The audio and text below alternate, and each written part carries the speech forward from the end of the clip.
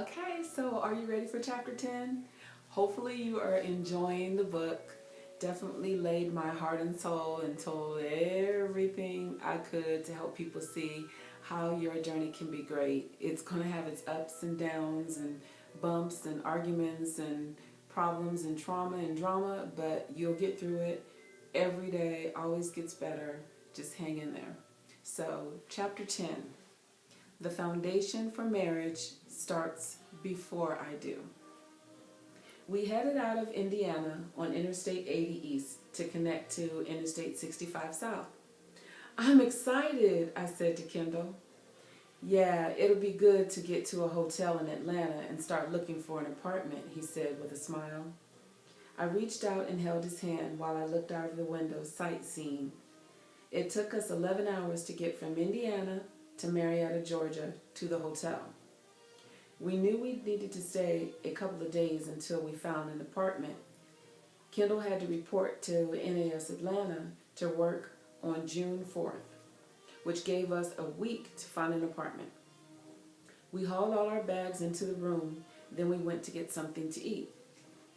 We grabbed some sandwiches and a newspaper to take back to the hotel room to start us on our search for available apartments. I had brought AAA maps and a tour book for Georgia from California to help us find areas closest to the house. Closest to the base, sorry. After 2 days of checking out apartment complexes, we found a nice, clean complex that had 2 townhouses. The buildings were upstairs and there was a patio with nothing but the forest behind us. We rented it and I called the moving company to schedule the delivery of our belongings. It was so good to get our stuff back. We had decided that I would be home to manage the unloading and unpacking of our stuff. After it was all unpacked and we were situated at home, then I would start looking for a job. Finding a job was not as easy as it had been for me in California. I had lots of experience in medical claims processing, but there was not a lot of companies in the area managing medical benefits. I applied for an administrative job after job after job, but after 3 weeks of applying without any responses, Kendall and I started feeling the stress. He wanted me to start bringing in some income, and I would say, so do I. I called Claims Services Resource Group, my old temp company, CSRG, in California, to see if they had anything available near Smyrna, Georgia. I was in luck because they had a new assignment in Florida. As always, CSRG would send me a plane ticket, pay for my room and board, pay for my per diem to eat, and cut me a check each week for my work. I talked it over with Kendall and explained that I felt bad not working and this was the only way that I could come up with. I would continue applying for jobs near home while I worked in Florida. I am sure Kendall was concerned about being apart. So was I. No one that is in love ever wants to be apart from their mate. You worry that someone else will catch their eye. But my faith in God is always first, so I pray for peace of mind and I trust that everything will be all right. I've never been a jealous girlfriend because I know God will always reveal problems, infidelity, etc. Everything gets revealed sooner or later. I've tried to tell people that over and over again, whether it was the boyfriends I dated or friends in confidence, friends who look through their man's phone, look through his pockets, follow him to work, drive by on their lunch hour. You don't need to do that. Just have faith in God. God does not want somebody to play on you or do ugly behavior. It'll be revealed. It'll come out sooner than later, believe me. Just have faith. Plus, Kendall could drive down to see me on the weekend. Although he was not happy about it, Kendall agreed that I needed some income. The assignment was in Winter Springs, Florida, which was close to Orlando. I had never heard of it before I got the assignment. We were committed to 65 hours per week minimum, so I worked hard and kept to myself. The other temps were nice, but I did not go to Florida to make friends.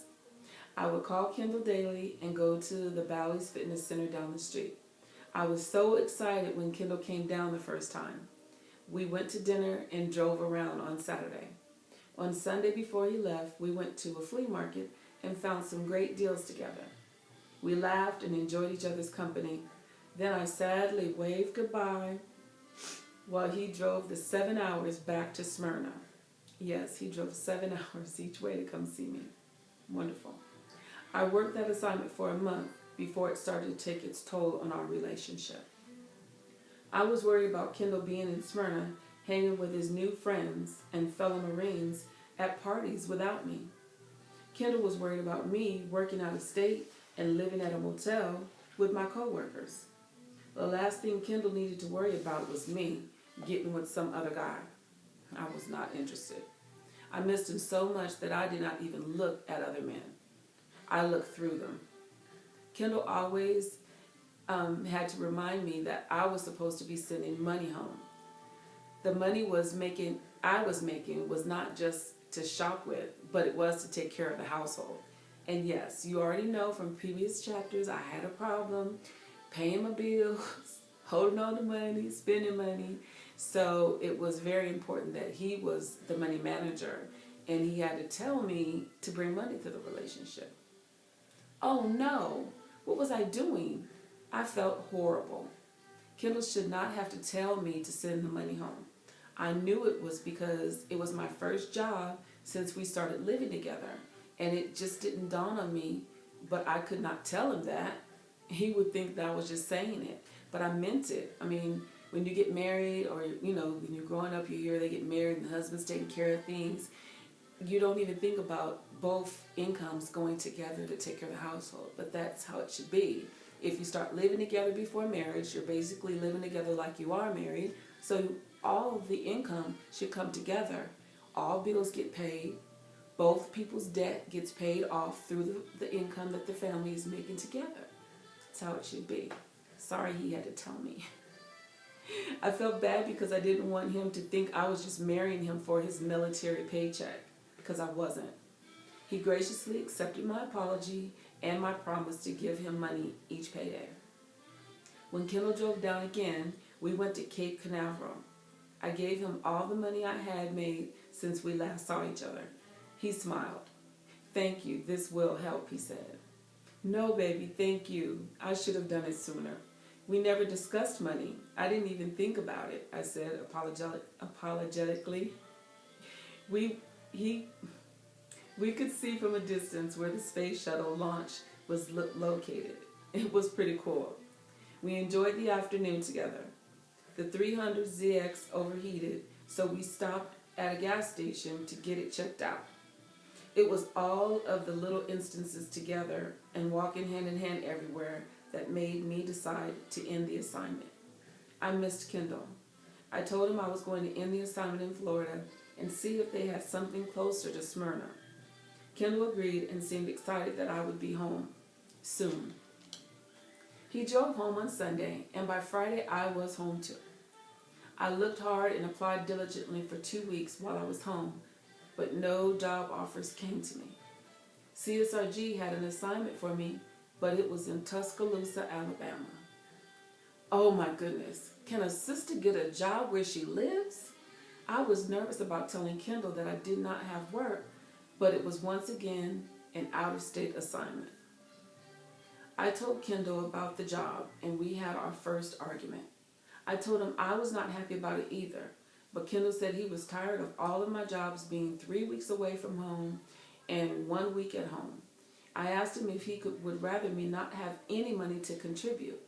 "Of course we need your share, but there has to be some jobs around here," he said as he sat down on the couch. "Don't you see me looking in the paper? I go out and look as well. A fast food job is not going to give us anything substantial, but if I temp for a couple more months, we can start saving." I sat down next to him and wrapped my arms around him. "At least this assignment is only 3.5 hours away from Smyrna.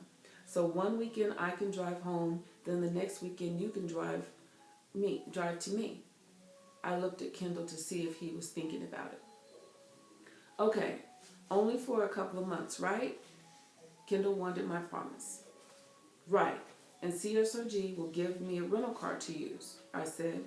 I kissed him to seal the promise, and we immediately made up.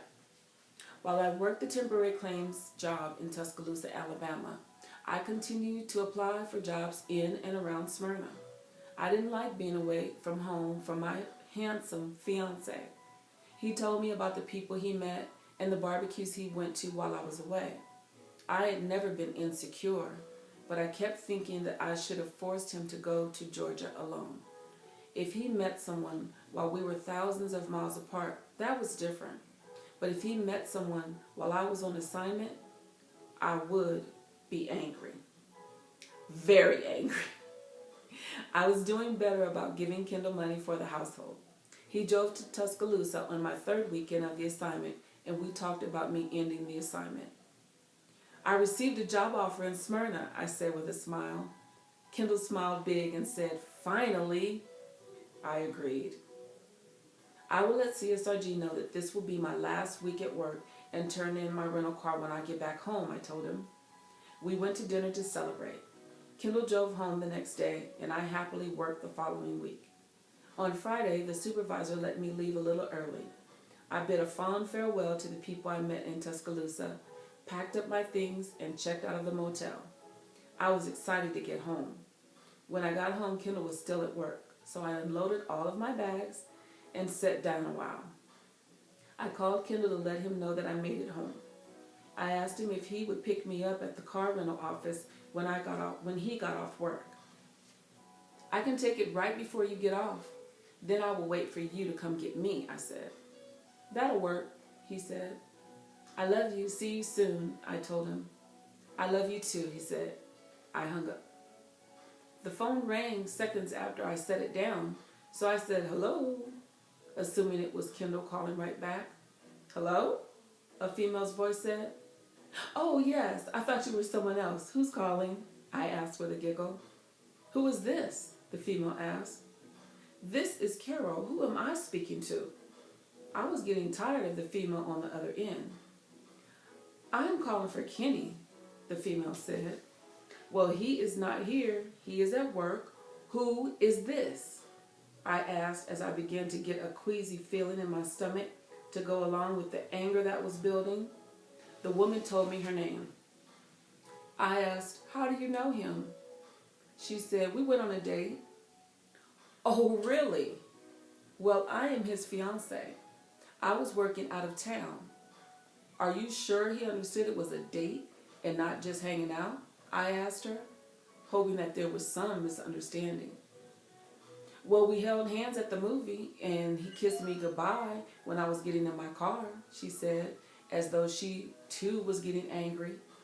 "I can't believe he didn't tell me he was engaged," she added. "Well, you can have him. Tell him I do not have time for liars. Goodbye." She hung up. The smoke was probably visibly coming out of my ears and nose like a bull. I knew I should have stayed in California and let him go to Georgia alone, I thought. I was angrier with myself than with Kendall, but he was definitely going to explain himself. I changed my clothes and went to turn in the rental car. I felt hurt, betrayed, and sad because I was thinking about going home. Whether I stayed or went back to Cali depended on Kendall's explanation, reaction, and plan for his future. Was I included in the plan? So I sat down at the rental office, and right on time, Kendall showed up. He was in his camis and looking very handsome but tired. He had the T-tops off on the car, the cream-colored Babe magnet. Normally, I would have been so proud of him picking me up on time. Not this time. I walked out of the rental car office and climbed into the car. I shut the door and he started to lean over to kiss me, but I did not lean back. He knew something was up. "What's the matter?" he asked me. I continued to look straight ahead because I did not want to see his face if he lied to me, and I did not want to start crying. "A woman called for you after I got home.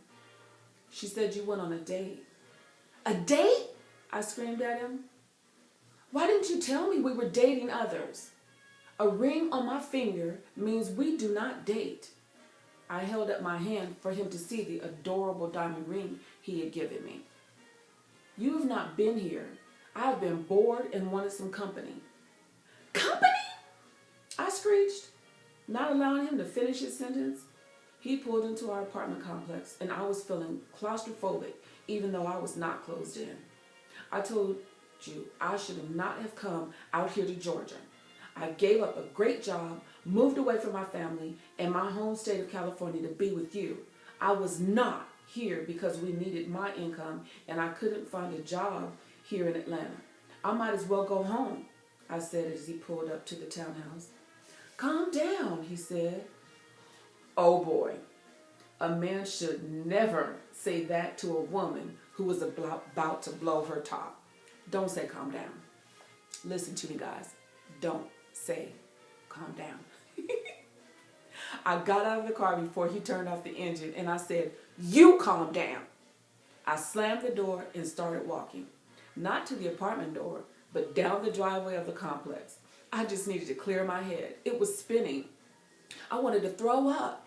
I just knew Kendall would never lie to me, cheat on me, or be with another woman. I needed to walk and clear my head. I figured he would go in the house, change out of his uniform and get something to eat, which was his normal routine. It would allow me time to cool off. Wrong. Carol, get in the car. Let's talk, Kendall said as he drove beside me. Go home, Kendall. I need to think. I just need to think. He would not turn around. Come on home and think. You can do whatever you want to do, but come home, he pleaded. I figured he would not leave me alone, so I got in the car. Okay, let me stop a minute. Big difference, right? You remember in Richard, back in the day that I went to his Christmas party with him, and he got all attitudinal and yelling at me, and I yelled right back at him and jumped out of his car? I had nothing more to do with Richard, ever. But in this case, this was a man I loved. We were engaged with each other. We were new to each other, first time living together. We each needed to understand the dynamics of being engaged, the do's and don'ts. So I was a little bit more understanding. A little bit. After we climbed back up to the apartment in silence, I got out of the car, went in the apartment, and up to our bedroom. I cried out of grief and remorse. My image of Kendall being better than the other guys, up on a pedestal of all others, was dead. Yes, let me interrupt again. Putting someone on a pedestal is ridiculous. Everybody makes mistakes, error in judgment, wrong decisions. We all do. Me, my husband, well, fiance at the time, boyfriend, your kids, okay? Cut people some slack. Cut them some slack. In that moment, I realized my error. God used that moment to help me see that the error was mine. I had put Kendall before God, on a pedestal as the perfect man, forever faithful, superhuman, and never to hurt me. God let me see that Kendall was human, a normal man who will make mistakes in his needs, and if I did not fulfill them, there was a line of women ready to step in. I had been doing travel work from June to October, only seeing each other on weekends. What did I expect? Although I realized that I was also to blame, it did not stop the ache in my heart and the uncertainty in my mind. Kendall planned a weekend trip to see his sister Kim and her children in Tennessee. I told him to go on without me. It would give me time to think of what I was going to do, and he could think about what he wanted to do. If being single was what he wanted, I really was fine with it. He said he knew he did not want to be single. Come with me, he said. It will be a nice drive and we do have to talk. Oh, it'll be a nice drive and we don't have to talk. I won't try to make you talk. You can ride and relax. I told him no a couple times before I talked to my mom that evening. My mother said that God had to take Kendall off of the pedestal I had put him on. She said he is a man, a human. If I want to leave every time he does something that angers me, she said, Then be ready for him to leave if you do something that angers him. I knew that I did not want that kind of relationship because it would not last. Early on Saturday morning, I agreed to go with him. I knew he was concerned that if he went to Tennessee alone, I would not be there when he returned. He may have been correct. We packed overnight bags into the 300ZX and started on our trip to Tennessee. As always, our road trip started with a stop for gas and snacks. We went to Circle K in silence, and I had no intention on talking to Kendall. Yes, I could not ignore the fact that he was a man of his word. He didn't try to talk to me either. I was silently impressed. Listening to music and sightseeing made the trip relaxing and less tense than I thought it would be. We acknowledged some landmarks, all the churches along the Bible Belt, and made small talk, but we didn't talk about our current disagreement. We made it to Tennessee in better spirits than when we left Smyrna. I started to say Savannah. We never made it to Savannah when we lived in Georgia. Still want to go. Sorry about that. I digress. Okay. When we pulled up at his sister, Kim's house, Kendall noticed two of his nephews outside. He honked the horn, boop boop, although his horn wasn't that girly. Boop boop. And his nephews stopped a moment to see who it was inside the car. When they noticed Kendall, the smaller one ran to the door to let everyone inside the house know that Kendall had arrived. The taller one came towards the car, and Kendall said to me, "That's Evan." I wondered briefly if his name was Evans, or something else. We got out of the car. "Hi, Uncle Kendall," Evan said, as I noticed that all of his family called him Kendall. I too liked it better than Kenny, Ken, or any other nickname. "Hey, Evan, you are getting big," Kendall said while giving Evan a hug and wrapped his arm around his neck. The smaller nephew came over to us as well. "Hi, Uncle Kendall," he said with a big grin and gave him a hug. "Wow, you are all getting big. Hi, Frederick," Kendall said as he hugged him back. "This is Carol." "Carol, this is Evan," he said as he rubbed the top of Evan's head. "And this is Frederick," as he mimicked his action with Frederick's head. We walked inside the house, and Kendall asked, "Where is your mom?" He was walking towards the back of the house where the kitchen was located. Two teenage girls came out from the kitchen area, and all of the kids said, "She went to the store." The taller girl said, "Hi, Uncle Kendall.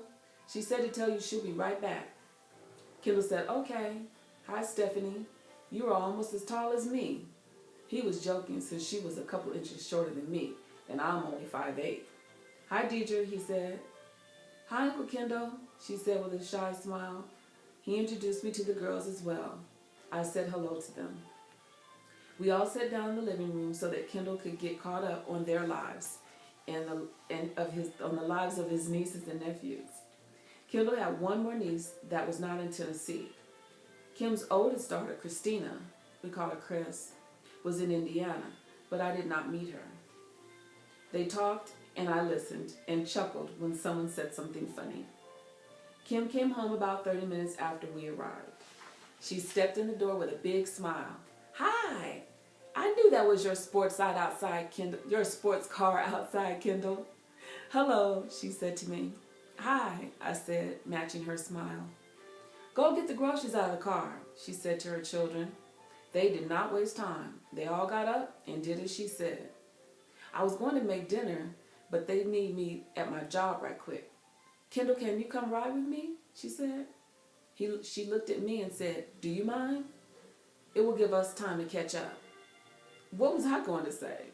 Yes, I mind. I just met your children, and they may not like me. But I did not. I said, "No, go ahead." Kendall probably thought I wanted to be apart from him, but he was wrong.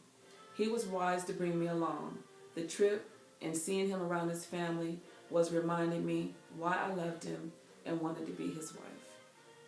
Kim and Kendall left so that I talked to the kids and see what grades they were in, where they went to school, and what they liked to do.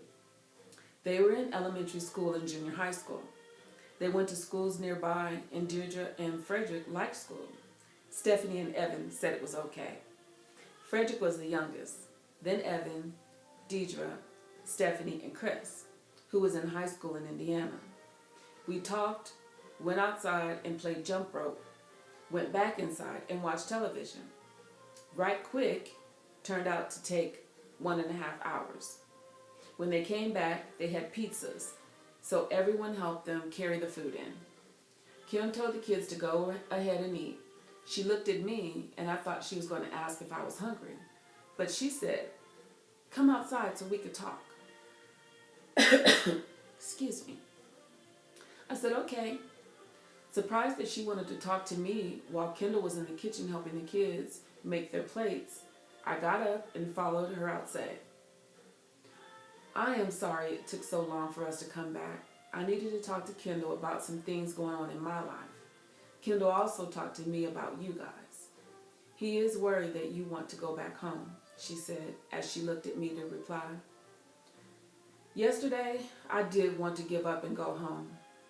But today," I said, "I am glad I did not leave because I do love him and want to work through our problems. I just need to know that he loves me. I did not come all this way to be lied to and hurt." "Oh, he loves you all right. I know my brother, and he really loves you. He feels very bad about what happened. He knows he hurt you and doesn't know how to fix it. I want to be honest with you. My brother is just like any man. They want what they want. If you are not around to give it to them and give them the attention, they will get it from someone else. Men are selfish, which means my brother is selfish," she said and shrugged her shoulders. I disagreed and felt comfortable enough to tell her so. "I don't agree with you there. I have known some selfish men, and Kendall is not selfish. He is generous and caring and thinks of others first, a lot. I do agree that I made a big mistake by working out of state for 3 months. A handsome Marine in a new city, making new friends, and going to parties without me on his arm was definitely going to draw the attention of females. I won't do that again." She nodded. "I didn't mean selfish like he doesn't care about anyone. I mean that he wants it his way. He wants to marry you. He told me that before today and again today. I have been married before, and I know it's hard work. This may be your first major argument, but girl, it won't be your last. Just keep remembering that he loves you more than I have ever seen my brother love anyone. Whenever he makes you mad and you want to yell, hit him, or leave him, remember that Kendall loves you more than anything in the world." She stopped so that I could think that thought through and let it sink in. "I like you already, and if he loves you, I love you. I see my kids like you," she laughed, "but I guess you had time enough to get to know them, huh?" I laughed too as we walked inside the house to go get something to eat. Kendall and I stayed overnight. I slept on the couch and Kendall slept on the floor nearby. We were laughing and smiling at each other all evening. We kissed each other goodnight. We woke up early on Sunday and ate breakfast with his family before we started our drive home. We actually talked and laughed on our way back from Tennessee. I felt like our relationship was stronger than it was before the argument. We had actually grown closer. Amazing how God works.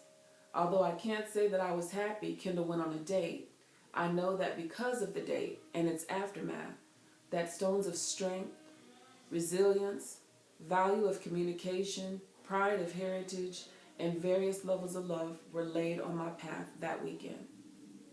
Was it enough to keep me in Georgia? That's how chapter 10 ends. Was it enough to keep me in Georgia?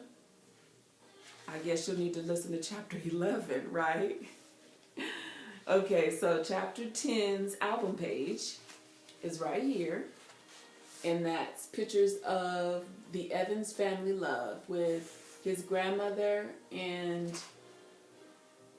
his niece and sister, his nieces, and back here and his sister.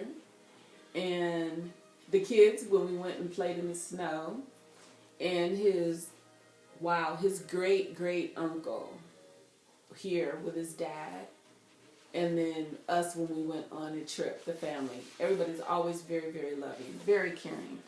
It was easy to feel welcomed into the family. Okay, get ready for chapter 11.